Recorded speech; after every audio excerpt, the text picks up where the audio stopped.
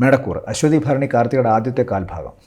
ഇവർക്ക് തിങ്കളാഴ്ച ഉച്ചയ്ക്ക് ശേഷം മുതലാണ് കാര്യമായിട്ട് എന്തെങ്കിലും ഈ ആഴ്ചയിൽ ഗുണം തുടങ്ങുക.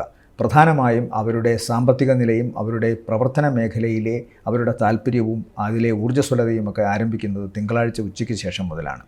ഞായറാഴ്ച അല്ലെങ്കിൽ തിങ്കളാഴ്ച ഉച്ചവരെ ചെറിയ ചില ആലസ്യങ്ങളും അതുപോലെ തന്നെ സ്വന്തം വാക്ക് തന്നെ ശത്രുവായി മാറുന്നൊരവസ്ഥയും കാണുന്നുണ്ട്. അയൽപക്കവുമായി മുഷിയാനിടയുണ്ട്. ജീവിത പങ്കാളിയുമായി ബന്ധപ്പെട്ടോ അല്ലെങ്കിൽ മാതാവുമായി ബന്ധപ്പെട്ടോ അല്ലെങ്കിൽ സ്ത്രീ സാന്നിധ്യങ്ങൾ വീട്ടിലെ അവരുമായി ബന്ധപ്പെട്ടോ ചിലപ്പോൾ പ്രശ്നങ്ങൾ ഉണ്ടാകാനുള്ള സാധ്യതയുണ്ട്.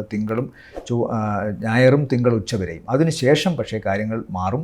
സാമ്പത്തികമായ ഗുണം കാണുന്നുണ്ട്. പ്രവർത്തനത്തിൽ കൂടുതൽ ഊർജ്ജസ്വലമാകും. യാത്ര കൊണ്ട് ഗുണം കിട്ടുന്നുണ്ട്. സഹോദര ഗുണം കിട്ടുന്നുണ്ട്. അതുപോലെ പെട്ടെന്നെടുക്കുന്ന ചില തീരുമാനങ്ങൾ കർമ്മമേഖലയിൽ വളരെ ഗുണം ചെയ്യുകയും ചെയ്യും. അതുകൊണ്ട് പൊതുവേ സാമ്പത്തിക നേട്ടം ഉൾപ്പെടെയുള്ള കാര്യങ്ങൾ ആഴ്ചയുടെ മധ്യഭാഗത്തിലാണ് സംഭവിക്കുക.